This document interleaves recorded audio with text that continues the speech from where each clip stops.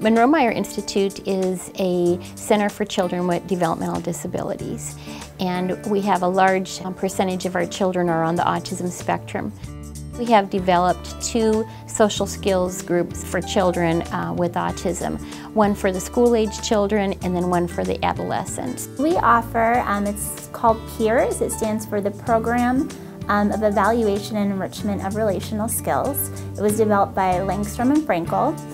It is a 14-week social skills training program for children with Asperger's. Each of the groups are tailored to meet the developmental needs of those particular age groups. It's a wonderful program in a lot of ways because not only does it cover a lot of skills very comprehensively, but it also includes a parent training component, which helps the kids generalize and use their skills in a lot of different settings. This group has allowed him some guidelines, whereas as a parent I'm not sure the specific guidelines that I can help him with, and I think the group provides some dynamic that it gives me on a sheet of paper some things that I can practice with him, and then we can keep practicing, and then he can use this in a classroom setting or even in a group outside of the classroom. We believe it's very important that the parents are involved to encourage and to help the child practice the skills at home and in the community. Common themes in the parent training group include how to brainstorm ways that I can come up with new social groups for my child to try these skills. It's given me a chance to develop and be a part of a group of individuals that I can identify with too. So I think we both look forward to coming. It's really fun to see the individual changes of the teams in the group.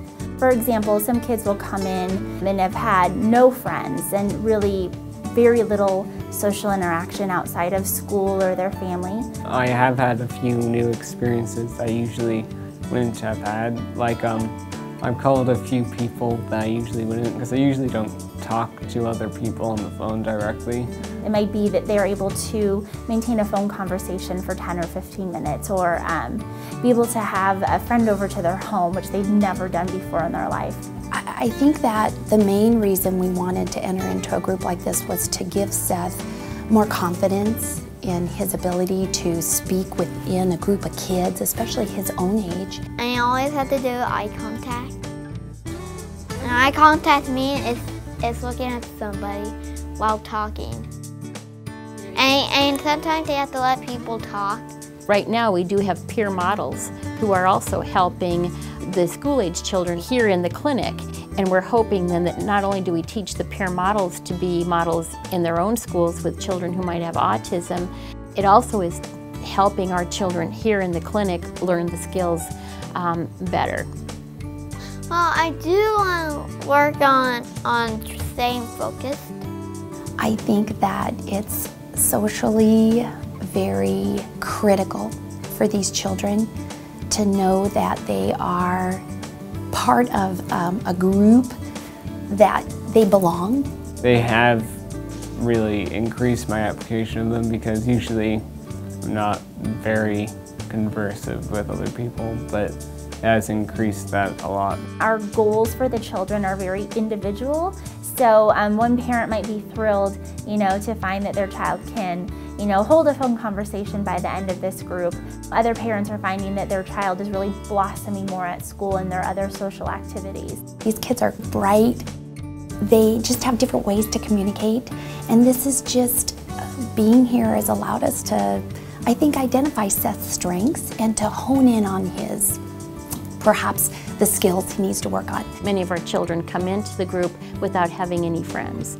So if they leave here with a phone number of another child that they've gotten along with and they feel comfortable talking with them, that's a great feeling. Well, I do have one friend, and it's Abby, and she's from my same school. This is really a neat environment that we've made some friends already. Yeah, in this group, so it's nice. We would love to see this program continue to grow and develop.